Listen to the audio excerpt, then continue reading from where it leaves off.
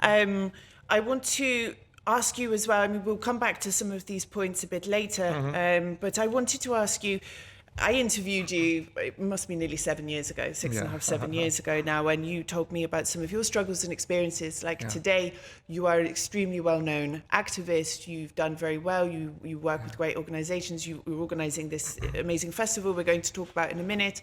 You have done very well in your work in advancing rights and visibility for the community in Albania. So firstly, congratulations for that. But it hasn't been an easy path for you. And I wondered if you wanted to share some of your experiences, you know, how your path has progressed in conjunction with how things have changed for the community in Albania over the last years. Yes, I will start from my personal story, which, I mean, I had problems with myself and not accepting myself because being raised in a patriarchal society, which having no models, no role models, thinking that I was the only gay in the village, as we say, like this didn't help a lot, like in the acceptance. I had a lot of good relationship with my parents. They were very accepted, but the problem was me, how society will accept me, how my parents will accept me, will they throw me out of the house, how my life will be, which unfortunately these are all these concerns and questions to young people and to LGBT people nowadays. So I remember when we started the movement was end of 2008, beginning of 2009, which like it was very, very difficult. Yes. But like working with ourselves is very important, like and accepting yourself as you are does not mean being LGBT or not, but for everyone, when you accept yourself as you are, then everything will shine and you will grow. And then in regards to evolving the LGBT movement, I remember by that time we were only 7 activists. That we didn't know what does it mean to be a volunteer and activist, or running organizations, as you mentioned, that we do today. The organization I run, which is Open Mind Spectrum Albania OMSA, like works for the improvement of the LGBTI life in the country, and has been a lot of changes and with a lot of challenges, to be honest. Challenges because like has happened everything, violence, the physical violence, verbal violence that we face daily, you know how it works, unfortunately. But like we have well-established connections. We have, like, of course, it's a fight. We work with the government a lot to push for change every day, and there are changes that still needs to be done. In regards to the National Action Plan, we are taking one by one because, of course, we know that change takes time, and we have to educate and prepare the society. But this is a fight that we do every day. Now, on the one hand, you say you work with the government, you have this National Action Plan. I know you interact with various different departments and stakeholders and everything within the state. But then on the other hand, you say there's a lack of political will. Like from the outside, it seems like behind the scenes, they're willing to collaborate. But when it comes to making public-facing statements, they don't want to. No. Is that a correct assessment, do you think? Because obviously they would lose votes.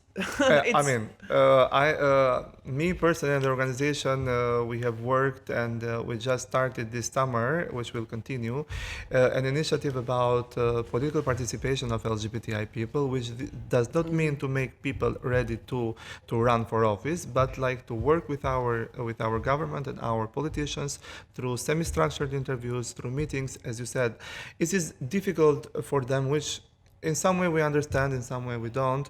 It's difficult for them like to be in a public conference and to have public statements, what they believe and what are their stances for LGBTI people. And we have to find the ways, and we meet in small groups. They are willing to collaborate, of course they are willing. It's their duty to collaborate because we are citizens of this country, and of course the politicians choose. We know that is their duty to collaborate and to work for the well-being of the citizens. But there are, as you said, like the biggest fear we know, the biggest fear is losing votes. So we don't pressure on that thing. We pressure in the thing that we want, like what is being said to be implemented, which calls for us to be equal in all spheres of life and legally treated. Because even with the politicians, we have to explain why we need, for example, the civil union and the changes on the family code,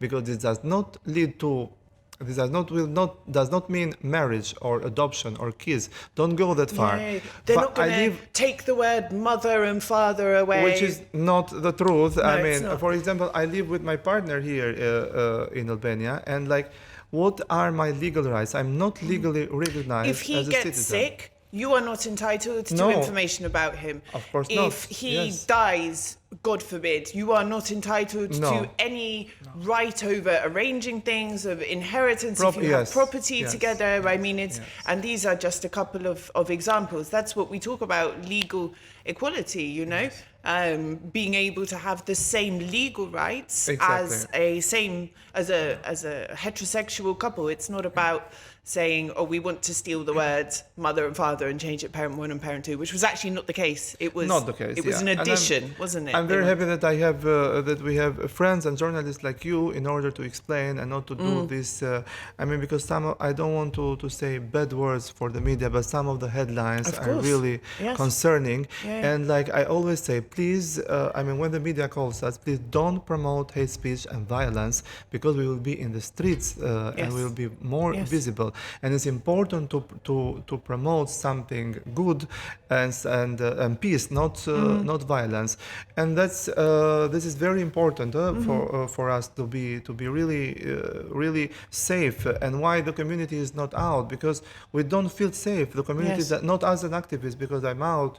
A lot of people are out, but we have to be safe in our country. Like, people are entitled to disagree. They're entitled to have their views. Religious leaders, you know, that's debate is healthy. But when you sensationalize disinformation and fake news, and when you highlight violent or insightful comments as headlines, this normalizes it, and you create a situation where people think, oh, okay, this is normal. It's all over the TV. I can go and beat someone up, or I can shout at them in the street. You know, this is the problem. We as journalists have to check our facts and make sure that what we are reporting is actually correct. No one wants to remove the word mother and father.